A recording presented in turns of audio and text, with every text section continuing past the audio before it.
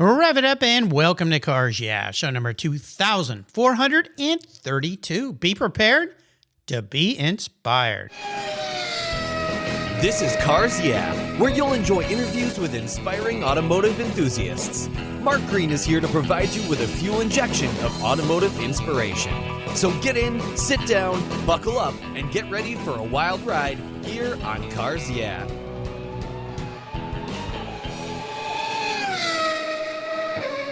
Hello, inspiring automotive enthusiasts, and welcome to Cars Yeah. Today I'm back in Southern California, my roots in Carlsbad, California, a very beautiful place along the coast north of San Diego, with a very special guest by the name of Dean Case. Dean, welcome to Cars Yeah. Do you have any gear, and are you ready to release the clutch? I'm ready. All right. We're going to have some fun. Now, I always ask people before I introduce them when we get into your career path and a lot of other fun things in the world of cars is to tell me something that most people don't know about you. Now, I want to lead this in because you have a bit of an obsession with music, in particular car songs, right? Yeah. What is that all about? I don't know. I've just always been into music, and then it was kind of interesting, the obvious ones, Shut Down, Little Deuce Coupe, 409, all those. Then I started collecting the really obscure ones, and I've got like 1,400 now in my, iTunes collection. But mainly I did a project with Rhino Records 25 years ago. So there was a box set of, 4 CD box set of hot rod songs. Oh. Really obscure ones. Oh, my goodness. Yeah. Wow. This is interesting to me. And the reason I brought it up was the company I was with before I started doing my podcast. I got to design our corporate headquarters at Griot's Garage. And I got to do a lot of unique detail things into that structure. And one of the things I came up with, and it was actually after going to Buca di Beppo, which is an Italian restaurant, is I piped in music into the bathrooms. Because you always think, bathrooms, there's bathroom noises no one wants to hear. So why not have music playing? And what I did was I bought one of those little iPods back then, the funky ones, and I put car songs on it. Like I think I found about 300 or something. The fact that you found 1,400 completely blows me away. But the car songs I piped in, there were all these different car songs mixed in with some racing car sounds, if you will. But we're going to get my hands on your 1,400 car songs. Well, I might have to send you a list. I can. Yeah, absolutely. That's amazing. That's pretty fun. If you think back to all those, what was one that really stands out for you? If you could just pick one for our talk today. Oh, probably Mark Knopfler, Speedway of Nazareth. Oh, I love that one. Yeah. Yeah, that one is very, very cool. Yeah, something about throwing a hammer through a wall, Unser or something. Yeah, I remember that. Oh my gosh, well that's pretty darn cool. Well, let me introduce you because you've had quite the life around the automotive world. Dean Case progressed from race fan as a kid to automotive engineer as an adult, before devoting the past 20 years of his professional career to automotive communications with an emphasis on motorsports and engineering PR. I'll have to ask you what that means. He has been a staff engineer with Mazda, Ford, and Nissan. After going freelance, Dean has had contracts with SAE International, Mazda Motorsports, Aerovironment, Motivo, Grassroots Motorsports, Ferrari North America, and SRO Motorsports, to name just a few. On the electric vehicle front, he was part of the Ford EV team from the 1990s and had a Nissan Altra EV. Wow, that's a car from the past. As his company car from 1998 to 2006. On the motorsports front, Dean has worked for Ford Racing, helped launch Nismo in the U.S., and was the Mazda Motorsports Communications Officer for over a decade. He has also been a longtime volunteer with SAE and has given automotive career talks in over 50 universities. What a life. So we'll be back to learn a lot more about this in a moment, Dean, but first a word from our sponsors. So please give them a little listen, and we'll be right back. Buckle up. Years ago, when it was time to renew my collector car insurance policy, my carrier's rates went up. Way up, but my usage was the same and I never made a claim. I didn't even have a ticket. So what's with that? So I turned to American Collectors Insurance. Has your collector car insurance recently raised your rates for no good reason? Tired of paying an annual membership fee? Then it's time to look around and call American Collectors Insurance. I shopped around, I asked friends for recommendations, and found a winner that I can trust. And boy, I'm glad I did. I saved hundreds of dollars every year and slept better at night knowing my baby was properly insured. American Collectors Insurance have been protecting vehicles since 1976. They provided me with an agreed value insurance policy backed by their history of taking great care of their clients. What could be better than that? So give them a call and ask for a quote today. 866-ACI-YEAH. That's 866-224-9324. And protect the ones you love like I did with American Collectors Insurance. Classic car insurance designed by collectors for collectors. For several years now, you've heard me talk about Linkage Magazine. I've been a subscriber since the start. Their talented and creative team brings you a spectacular publication and website that shares the automotive passion from a worldwide perspective. Linkage is about driving, restoring, collecting, and first-hand experience at collector car auctions and more. They bring you real-world values plus rational, experienced opinions on the current markets. They cover the automotive world and the people who share our passions. And Linkage Magazine has grown, mailing you 6 issues annually. Join me on this journey with Linkage. They're geared for the automotive life. You can subscribe at linkagemag.com.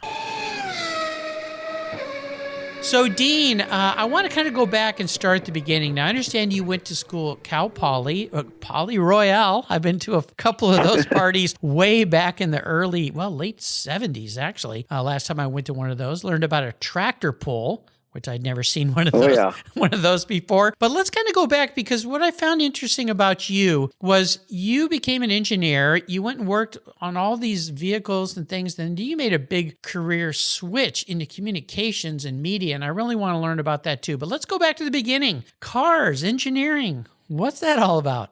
Well, I mean, I was always a car geek growing up. No exaggeration. We never watched baseball, football, hockey, basketball, any of those on TV. We watched car racing, what there was on TV, and went to Riverside Raceway, Ontario Motor Speedway, Ascot, Lions Drag Strip, all the local tracks, just as fans. And it just seemed like the best way to get into the automotive industry was engineering.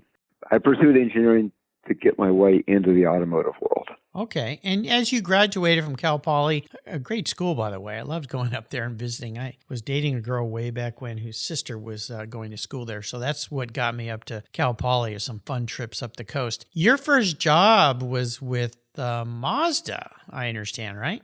Yeah, straight out of school, Mazda R&D. And it was pretty amazing.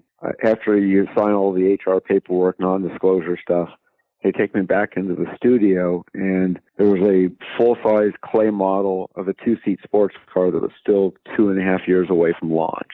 Okay. And that was the original Miata. Yeah. So I was there. I mean, I joke that I'm one of the few people who worked at Mazda in the 80s who does not claim to be the father of the Miata.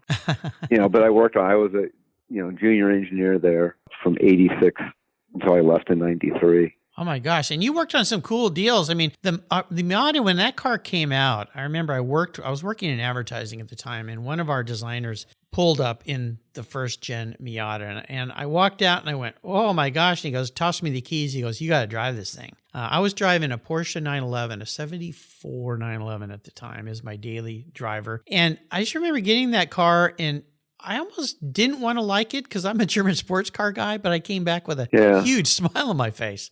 Well, my dad owned a 69 911E, and he sold that to buy one of the first Miatas. Oh, my gosh. Wow. Well, you also worked on the MX-6, the first-gen MPV, the third-generation RX-7. My mom actually bought the first-generation RX-7, which I went, Mom, what are you doing? That's pretty cool. Those times at Miata, what was that like?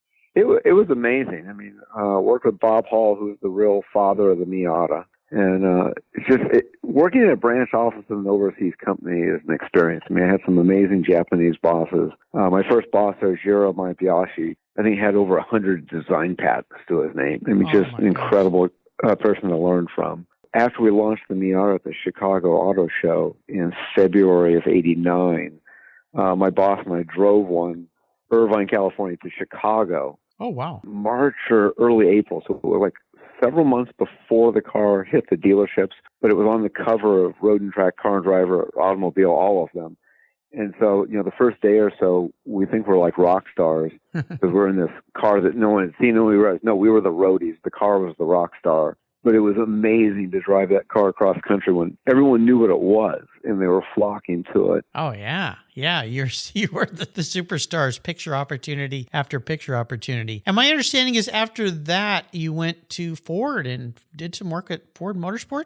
Well, Ford electric vehicles first. And, so I got into Ford in 93 because the original ZEV mandate, this whole thing was, pushing towards zero emissions in 2035. Well, back in 1990, CARB did the first ZEV mandate, which in theory, in 1998, 2% of all vehicles sold in California were supposed to be zero emissions.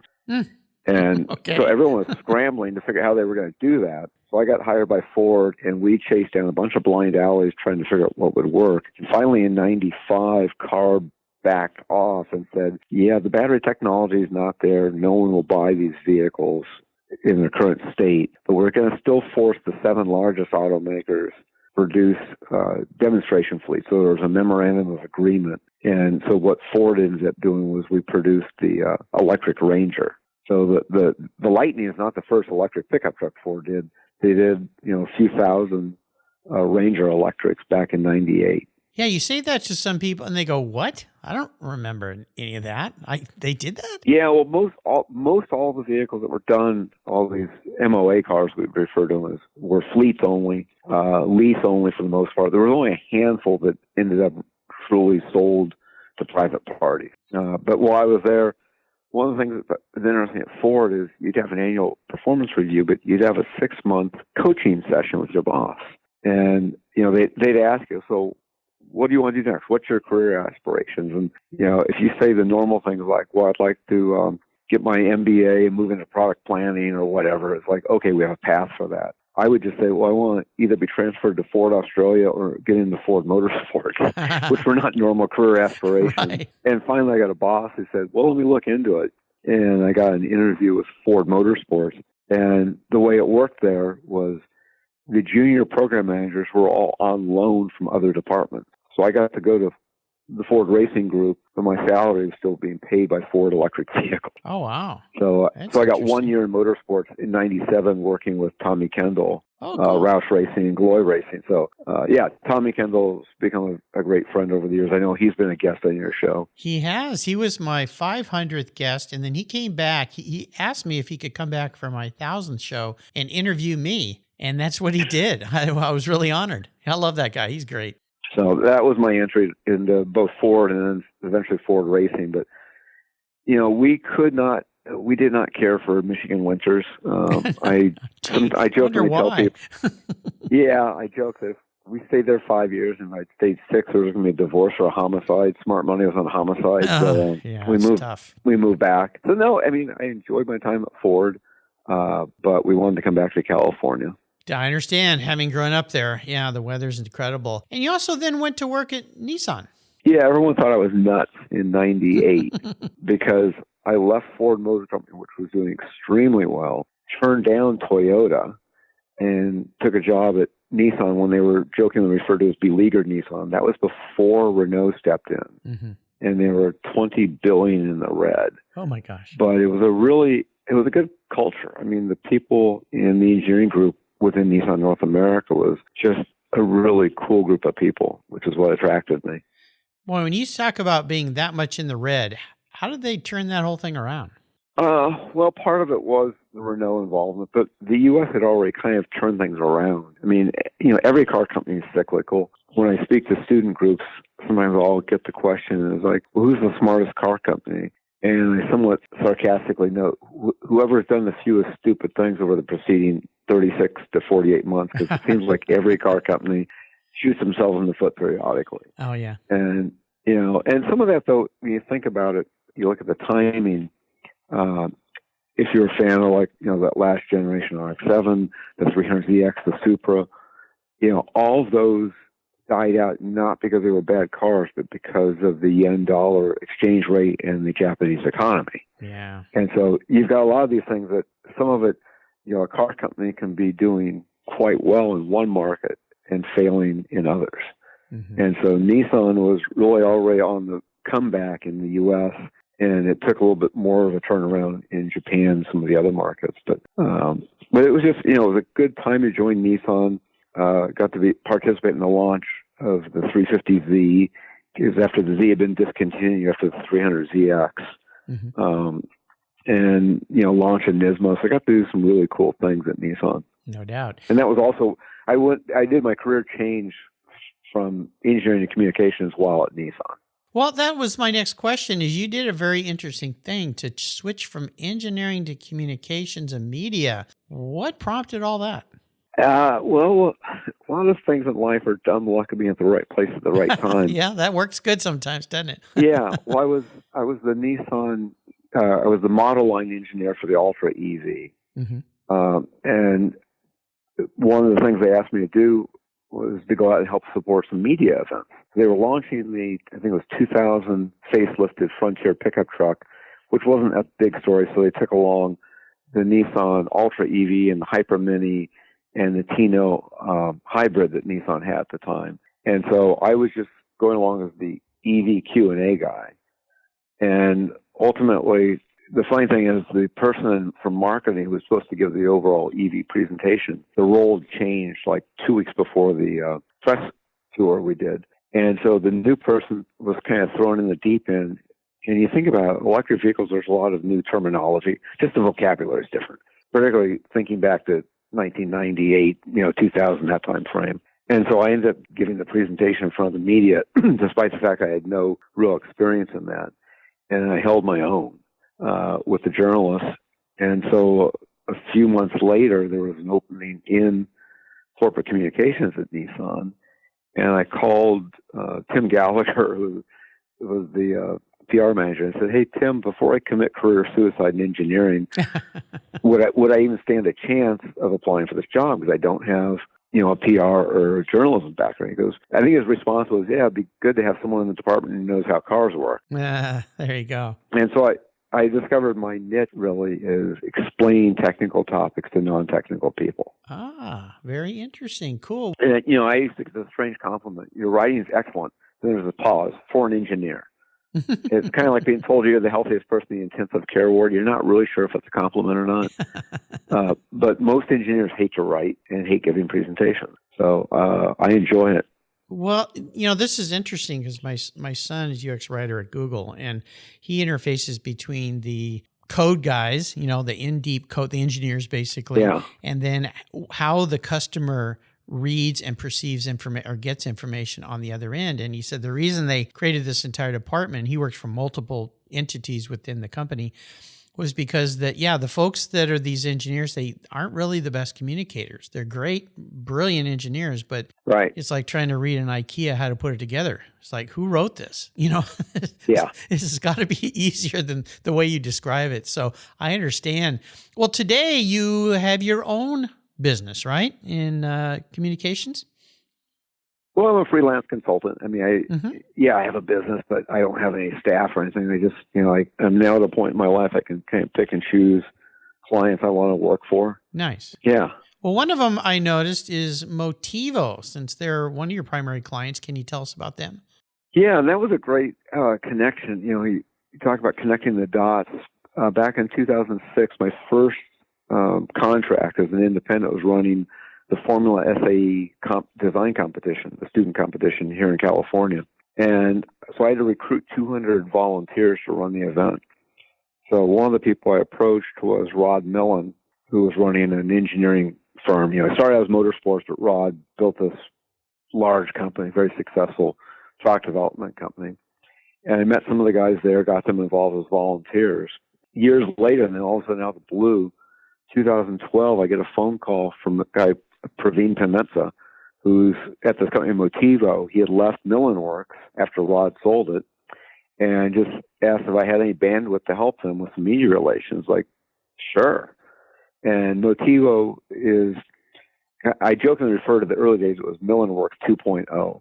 Because Rod was the first race driver to figure out that if all you're doing is racing, you have no economic stability. You could win the championship, and your sponsors are still going to do something else the next year. And so he started developing other things like applying technology from Baja 1000 to developing military vehicles and just doing other really weird stuff to keep really smart people employed all year round where you could dump the profits into those racing. So Motivo is kind of taking that approach, not so much with the motorsports, but having a very diverse portfolio of projects. And I joke that we're kind of the poster child for SAE. We've done, no exaggeration, 1-wheel, 2-wheel, 3-wheel, 4-wheel, 18-wheel vehicles, things that fly, things that float, and things that farm. Wow. So we've done all kinds of crazy vehicles there. And it's usually on very short time frames for companies who say, a lot of times it's smart companies who just don't have the bandwidth, or they don't have the time to assemble a team to tackle a project. So they'll come to Motivo and say, can you help us solve this?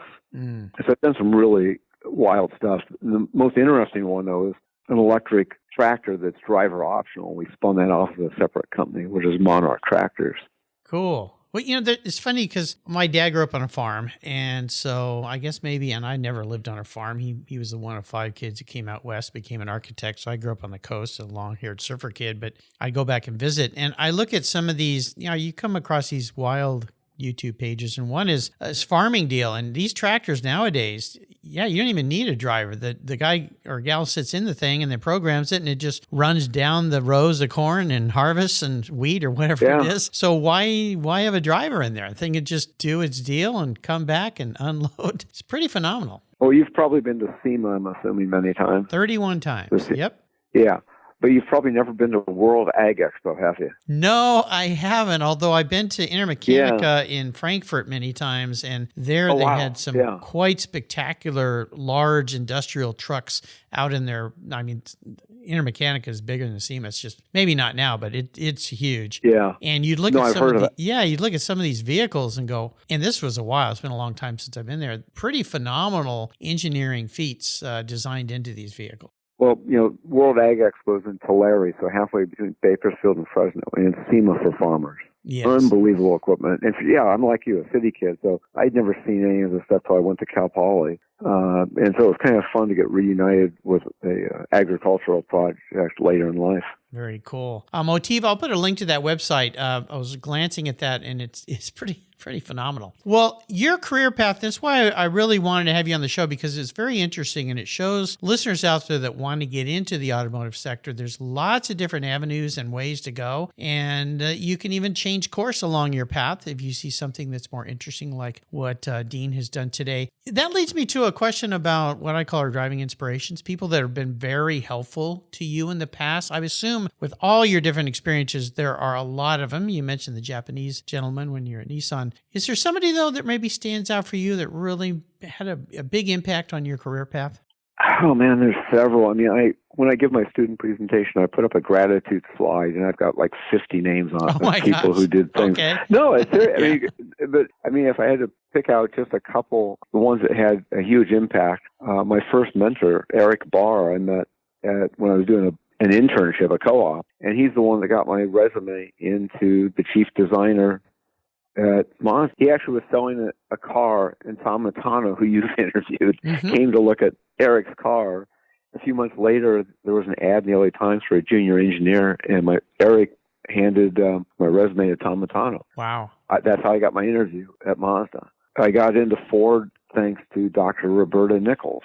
So, there's been a whole ton of people who've been very, very helpful. That's probably why I like to do the student presentations.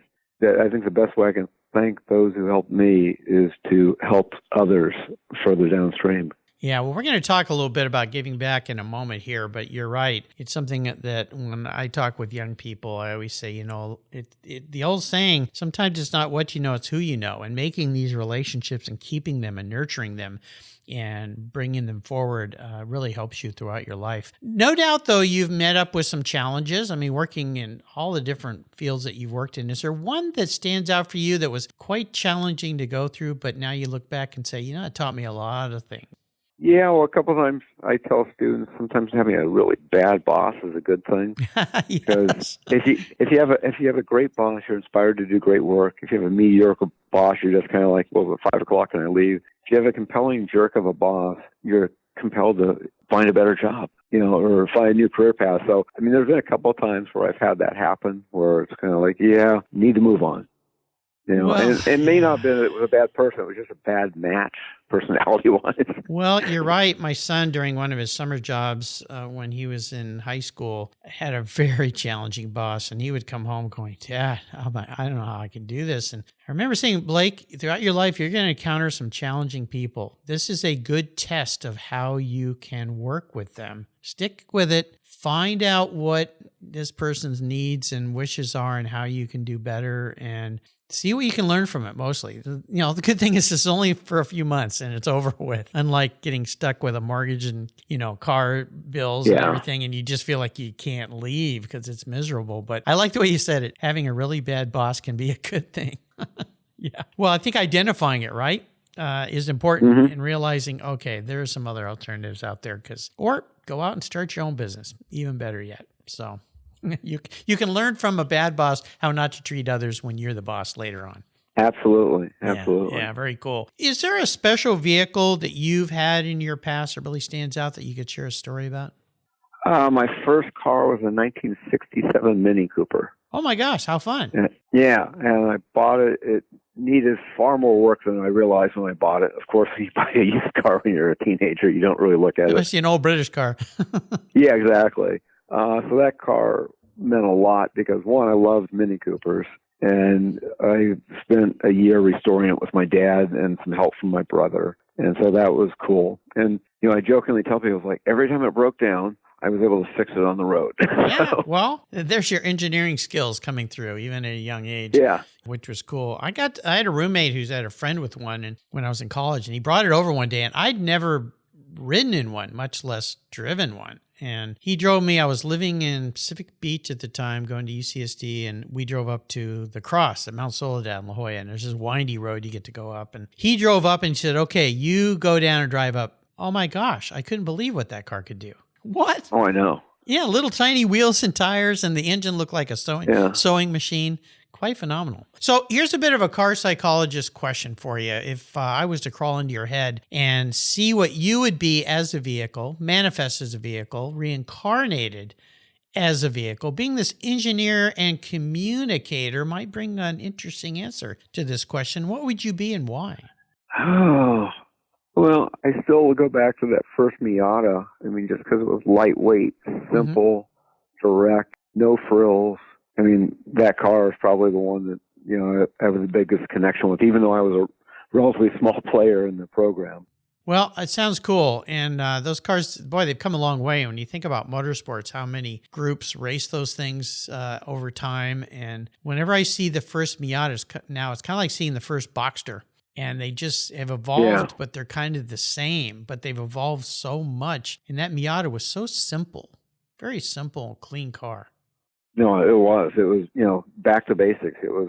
Everyone said there was no market for those cars. Like, no, there's no market for unreliable British ones. If you have one that's reliable, then there's a big market for it. Yeah, exactly. Yeah, those things were. I love the way those things shifted. That shifter right there, just click, click, click, click. Yeah, it was so much fun. Well, we talked about it, touched on it briefly, but I know there's ways that you like to give back. You said you've spoken at many universities to help young people try to understand what their opportunities are. So there's a lot of helping you give there. I'd love for you to chat about. And also, I understand you've been a volunteer as it relates to helping animals and so forth. So, and also this Mazda Motorsports and Project Yellow Light program that you were part of. Can you talk about all these things that you've done to give back and why you think that's important?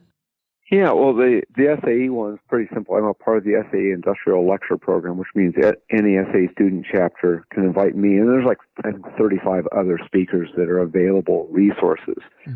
My talk is non-technical. It's the things they don't cover in engineering school. So I did one last week.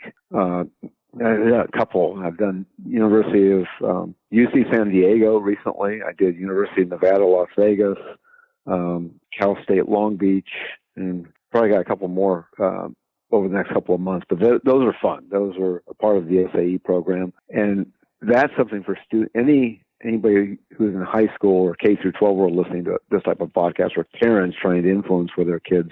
Contemplate going to a school that has a Formula SA or Baja SA project. And there's a lot of resources tied into the local industry wherever that school might be. So that's one. The animal stuff is fun. I'm a big advocate of shelter animal adoption. And working with Mazda Motorsports, what I basically was talking with a lot of young racers. And, if you're racing at, whether it's a Spec Miata or, Skip Barber race series or one of these junior level series, the stepping stones to get to the major leagues, you're trying to find sponsors, but, Coca-Cola is not going to sponsor you racing a Spec Miata. They don't need you. And I would tell these young racers that a blank race car was a wasted opportunity. You cannot sell it to a commercial sponsor, give it away to a nonprofit. And so my demonstration program, my pet project, pun intended, was promoting shelter animal adoption. And so the first time we were able to team up with the Mutts comic strip characters, Earl the dog and Mooch the cat, and it was a huge hit. And we ended up overall, thanks to Jay Amistoy and Jeremy Barnes at Mazda and some others, Robert Davis, I think we ended up raising about $150,000 for animal shelters with that program over a few years. Yeah. But also just to demonstrate to the young racers that giving back is beneficial, that if you do this, you don't charge the nonprofit, you help them for free, but your other commercial sponsors get the benefit of that publicity. And when I'm dealing with teenage race drivers, a lot of them don't necessarily have a great depth of experience. And so I suggested Project Yellow Light is a way to give back. No teenager wants to listen to you or me lecturing about putting the cell phone down when they're driving. But if it's a 17-year-old professional race driver saying, put down the phone, they listen, or they're more likely to listen to peer-to-peer mentoring. And so we teamed up with Project Yellow Light. We knew we didn't have the bandwidth to create our own program, so I researched ones that were out there. And a lot of them were similar to MAD. They all came from a family's personal tragedy. And, a lot of times it'd just be like a logo and a T-shirt. But when I saw Project Yellow Light, Julie Garner was the founder of it. Her son was tragically killed in a distracted driving accident.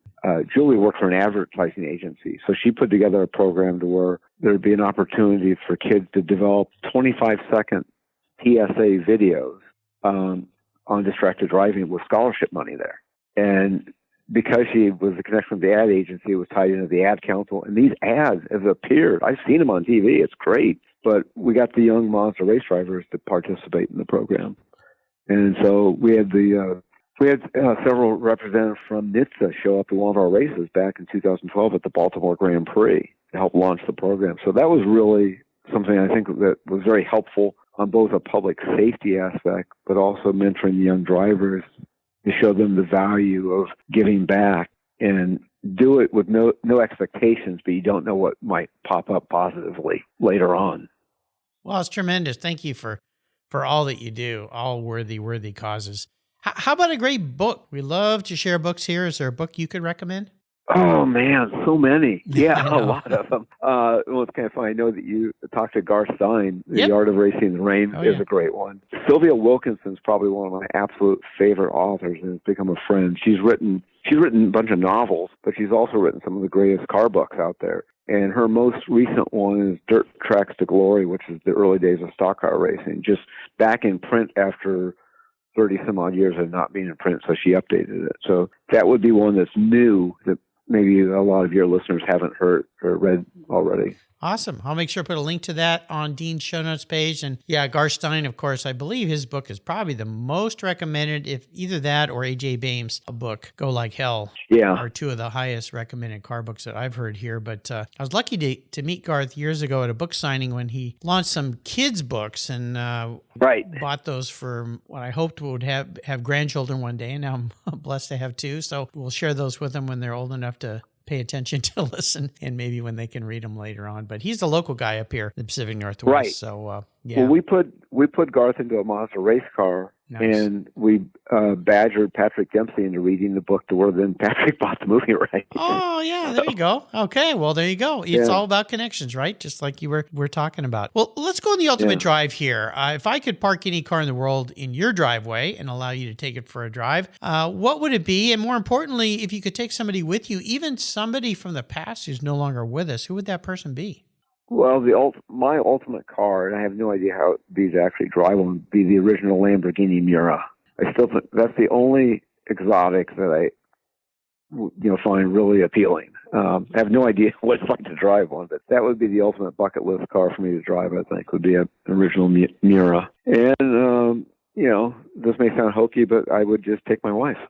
Well, that's a good answer, a good politically correct answer. And obviously those cold winters didn't lead to divorce or murder, and she's still there. So that's a good way to take it. Yeah. Is there a road or a drive that you haven't been able to do that you think would be cool to do in that car? I mean, anywhere in that car would be cool, except in traffic.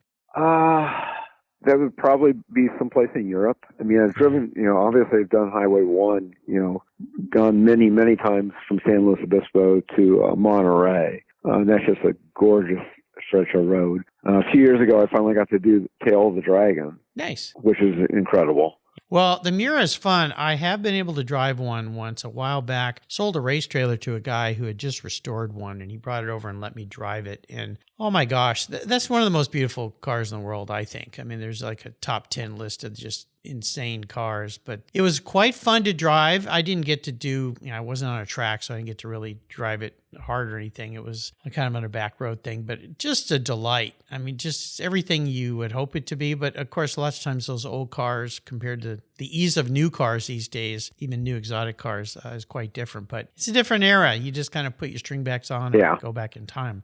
Well, you've taken us on a fun ride today, Dean, and I'm very grateful to a mutual friend, Mark Osmundson, who's been a guest on the show. He's the one that introduced me to you. So, Mark, thank you he's brought me several really wonderful guests. I really appreciate that, Mark. And for you listeners that missed my talk with him, you can go back and find Mark Osmundson on the Cars Yeah website. Could you leave us with some parting words of inspiration and wisdom today, Dean? Well, the parting words I leave with all the students are work hard, be nice, volunteer. Volunteer for things. And, it's funny you mentioned Mark. Mark showed up. I invited him. He showed up at when I spoke at UNLV right before SEMA the other week. And so he was able to share some words of wisdom on automotive career searches because Mark connects a lot of great people with companies. Yeah, he does a great job. How can people follow you or learn more about you? Mainly probably just on LinkedIn if they want professional connections. I always tell people they better put a cover note explaining why they want to talk to me. I don't add numbers just to add numbers. So we better have met, or, if they say, I heard you on Cars Yeah, I'd like to connect. Okay, I'll accept that. All right. Got to put a cover note. There you go. There you go. Well, Dean, this has been great fun, and I can't thank you enough. I know we've been trying to connect for a while, so I know you're a super busy guy, and I really appreciate you spending some time with us today to kind of teach others out there there's lots of opportunities in the automotive sector, no matter what you like. Until you and I talk again, my friend, I'll see you down the road. Thank you. You're welcome. This was great. If you're listening to this program, there's a pretty good chance you believe what I believe, that the collector vehicles we love are more than just a means of getting from one place to the other. They're a part of our culture, our identity, and as a people, they bring us together at vintage races, classic car auctions, and 1,000-mile rallies. That's why I support the RPM Foundation, which exists to ensure that the critical skills necessary to preserve and restore these important vehicles aren't lost to time. RPM stands for Restoration, Preservation, and Mentorship, and their goal is to inspire the next generation of vehicle restoration professionals through its outreach programs. And they include Shop Hop, Off to the Races, the RPM Future Class, and many others. These programs engage talented young people across the country and connect them with mentors and a variety of opportunities in the industry. For more information on how the RPM Foundation is driving the future of collector vehicles skilled trade, visit rpm.foundation today. Thank you so much for joining us on today's ride here at Cars Yeah. Drive on over to carsyeah.com to find show notes and inspiring automotive fun. Download your free copy of Filler Up, a fun book filled with gorgeous photographs of fuel filler fun, including quotes from more inspiring automotive enthusiasts. Download your copy today, and we'll see you next time on Cars Yeah.